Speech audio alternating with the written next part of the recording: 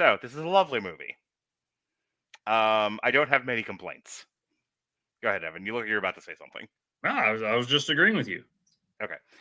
It is. I watched this with my kids the other night, and I honestly don't have a lot of nitpicks. I would say the one problem with this movie, if I have to like find problems with it, is it's 102 minutes, and it takes a while, a good half an hour to 40 minutes into the movie before we get to the fussing and the fighting. And while I'm fine with that as an adult, and my 13 and my 10-year-old who are movie trained, I mean, they've seen Joker and Joker Folie à Deux. My son begged me to watch Gladiator, all 9 hours of that movie. I also, and there's going to be the second on trial this week for this one for Veterans Day. I made them watch Pearl Harbor, and I didn't know it was 3 hours. My son demanded I take him back to his mother. That's how mad he was. So how long that movie was, Jesus Christ. That being I said, remember they are Pearl used to. Harbor. Yeah, no, everyone does, and everyone's traumatized by it. I remember them both saying like they had both. Jonas had it was came out the year that Jonas was born, so he had seen it well after it was in theaters. Lily must have been 3 at the time when it came out, and probably I doubt we saw it in the theater. That's probably something we saw at home on Disney. And I could see where an audience of 4, 5, 6, 7 year olds are going to struggle with this movie. It's long, it takes forever to get going, and not that any of it's necessarily boring or bad, but I think it's a lot to ask of your intended audience to wait that long for the marshmallow to put on armor and fight bad guys. And then there's really only 2 or 3 scenes of that. The rest of it, a lot of it is world building, a lot of it is character development and setup. And there's a huge chunk of this movie that is just Baymax trying to comfort Hiro. And, and then getting him into the armor and getting him to do anything. There's there's some fun stuff with them trying to briefly solve a mystery of where did my microbots go. But again, it's a little slow. It drags a little bit. I think for an adult, it's probably fine, and I don't think they would use the word drag. But I'm putting myself in the mind of the intended audience, and I have watched movies with young children. I don't think the average kid today could get through Big Hero 6. I think you would almost have to fast forward.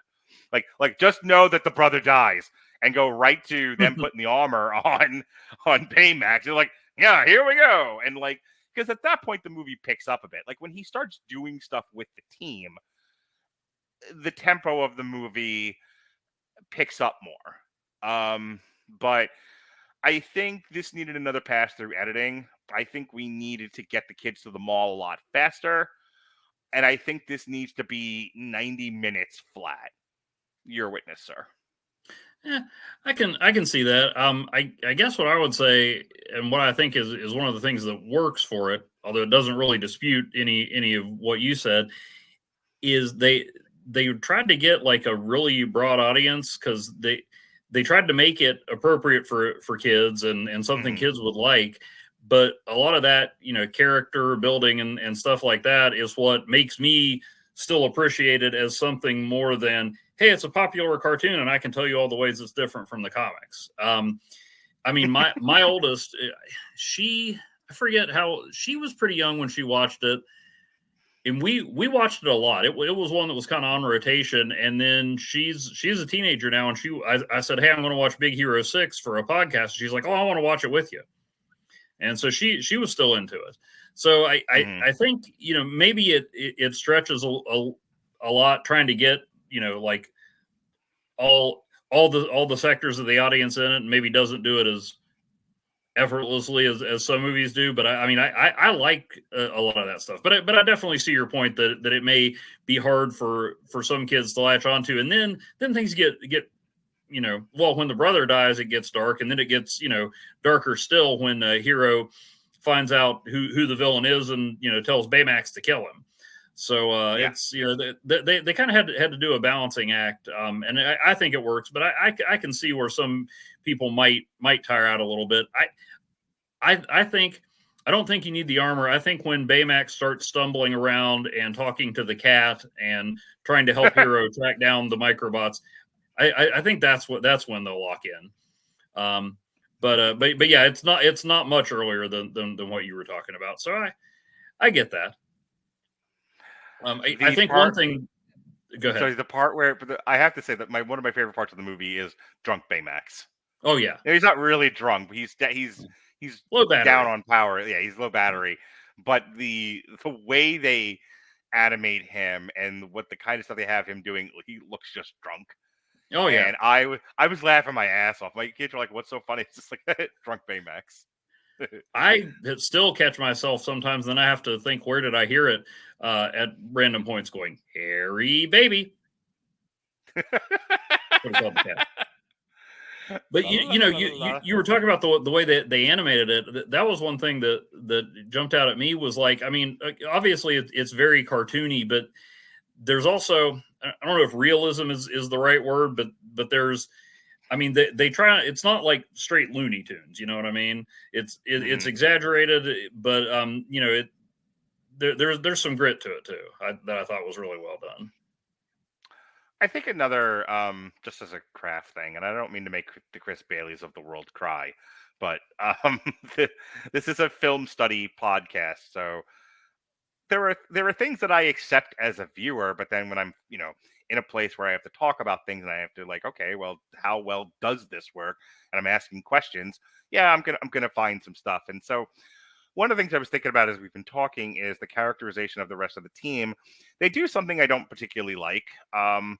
It's fine. It works. It is um, the word I'm looking for. It is efficient, but it's not hefty. It's not the best writing. That is, everybody on the team is kind of one character trait. You know, Yeah, Honey Lemon is one thing. The one with the discs is that's like her whole character. go. Yeah, Wasabi is one thing. Yeah, Fred is, and I like the Fred character. I think Fred is kind of the POV character for the rest of the audience. Um, he loves science and science fiction, but he doesn't understand it. Yeah, he's kind of, yeah, he's definitely like the audience member. Is just like, I enjoy all of this. I don't know how to do any of it, but I want to be a part of it. I definitely He think he's a sings a stand-in for theme the song. audience. Yeah, he's definitely the one that reminds you this is a comic book, which I Hmm. like. I like the character. He's utterly impractical, but I like the character. But that's all he is that one character trait. I'm Yeah, comic book guy. So it's like I'm nerdy guy, I'm comic book guy, I'm purse girl, and I'm tough girl, and that's it. That's their characters. They're not people. They're a character trait animated into a person. right. But now you just said you would have liked for it to have been a flat 90 minutes. How are you going to expand them beyond that and keep it 90 minutes? That is a great question, Evan Bevins of the Streaming Boy podcast. Um, Look, I don't want to get a copyright lawsuit out of this. Okay, those no, statements were all from Mark Radulich. that just mildly irritate Ronnie Adams of the actual Oh Streaming well, Boy podcast, which is now defunct. Anyway, you're right. I think I think there are some babies that have to be sacrificed. My son picked up on this detail, and I thought it was an interesting one. He didn't think they fleshed out why he was robot fighting very well. Like, yeah. and I thought it was because he had to raise money for the mortgage on the farm or something. But he's not wrong. Unless I missed it, I don't think they gave an explanation for it other than he's just a bit of a science ruffian. He's smart. He's bored, and when his brother says, "Hey, you should come to my college," he's like, "Yeah, I don't want to go to nerd school." I mean, what do you do when you're a mega nerd but you don't want to be a nerd? Yeah, underground robot fighting. I guess. And you're not. And again, how much more explanation do you really need when you're trying to get the kids to the mall as fast as possible? Like, I get all that. I don't know where I would cut from. I mean, I don't know. I think there are like places you could shave the movie down, but then Mm. I'm offering up things that would beef the movie back up again. So, which master do you want to serve?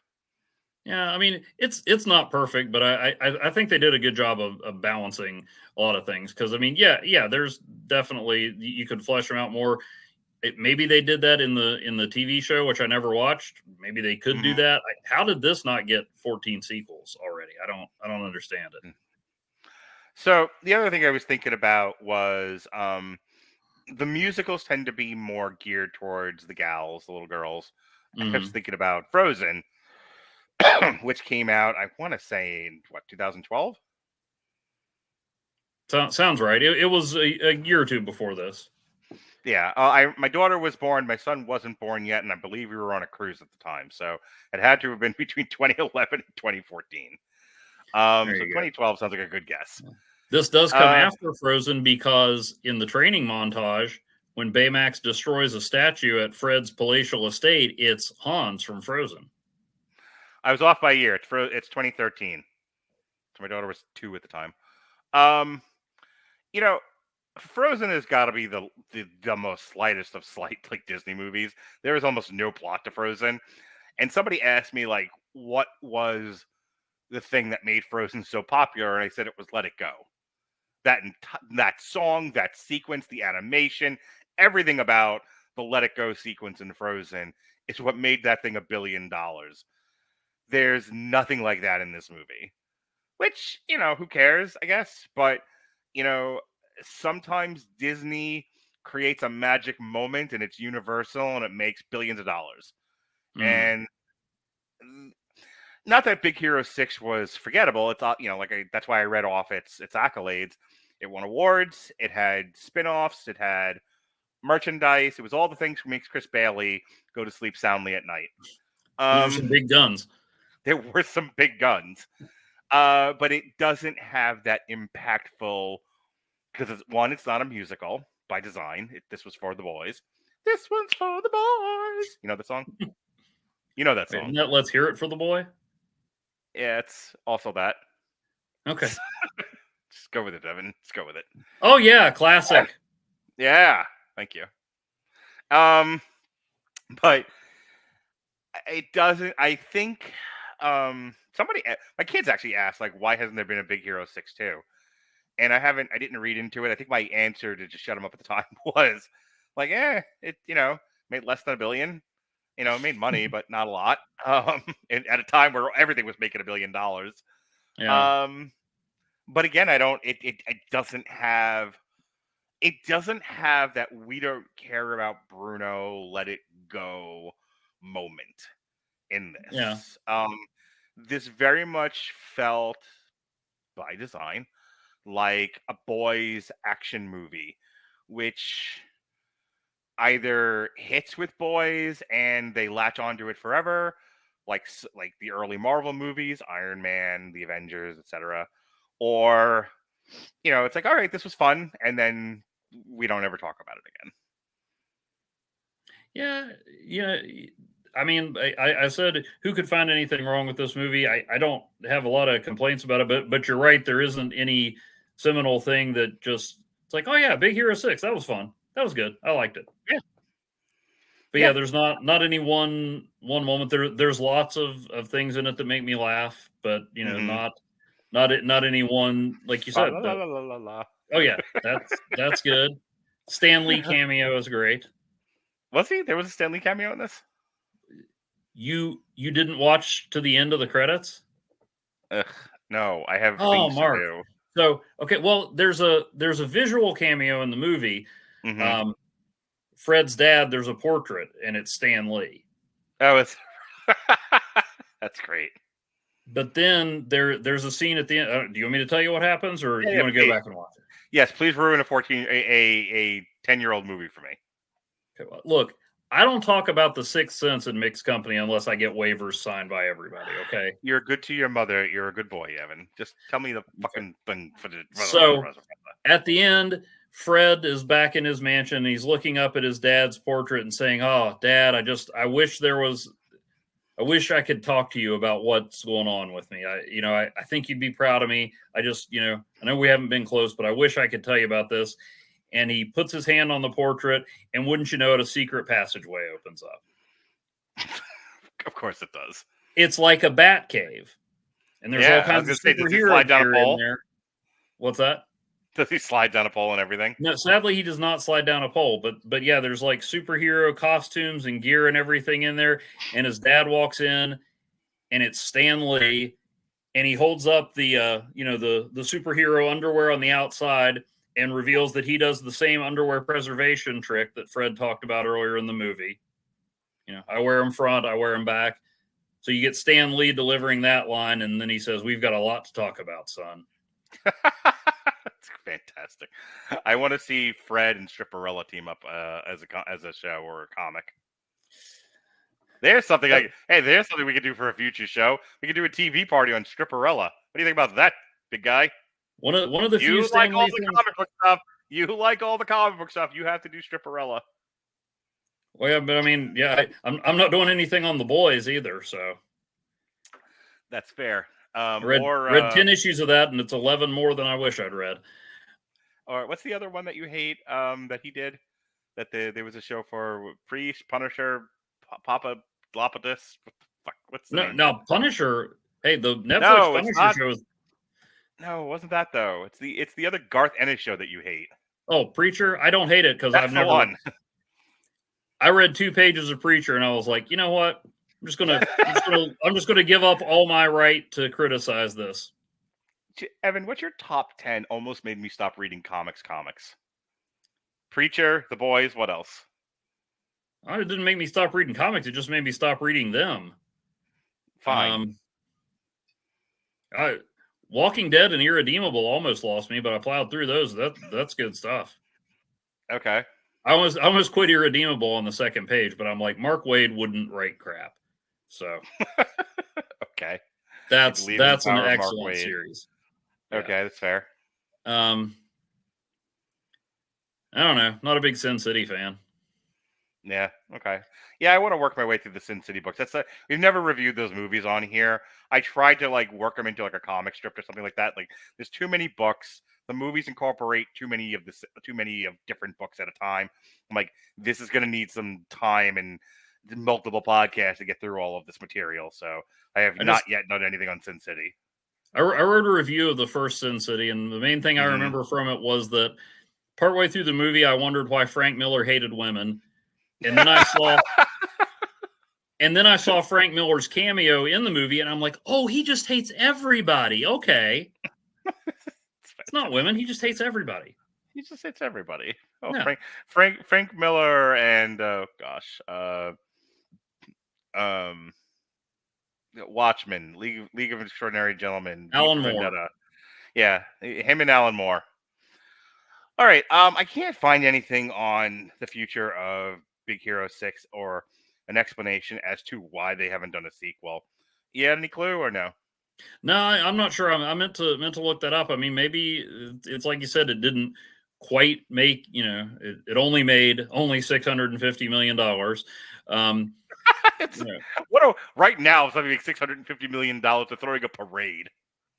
Yeah, well, no, they probably wouldn't, because they probably spent $650 million making it. Although I meant to send you, I did see an article that said once all the accounting was done, Ant-Man Quantumania was profitable by $88,000. Super. All right, so I asked my girlfriend, ChatGPT. ChatGPT. He's cheating on Jesse? It's ChatGPT is polyamorous and open. Evan Bevins, thank you. There are multiple relationship dynamics with technology. Respect them all. All. Sir. With your monogamy with technology mindset. Evan's like, why do I do this? I don't get this kind of bullshit when I get my podcast with Jesse. All right. Big Hero 6, released in 2014, was a significant success for Disney, grossing over $650 million worldwide, winning an Academy Award, yada, yada, yada. Despite this, a direct sequel has not been produced. Producer Roy Conley explained that the decision rests with co-director Don Hall, who originated the concept. Conley stated, "It's interesting because it really is up to Don whether he wants to make a sequel to that. It was Don's concept and idea. Hall has expressed a preference for developing new properties, which has contributed to the absence of a sequel. While a theatrical sequel hasn't materialized, the franchise has expanded, as we talked about, yada, yada, yada. In summary, the lack of Big Hero 6 sequel is primarily due to co-director Don Hall's focus on new projects, despite the film's success and the franchise's continuation of other media. And if you're wondering, well, what did Don Hall do instead of Big Hero 6 that was such a success that he had to abandon this? He did, after this,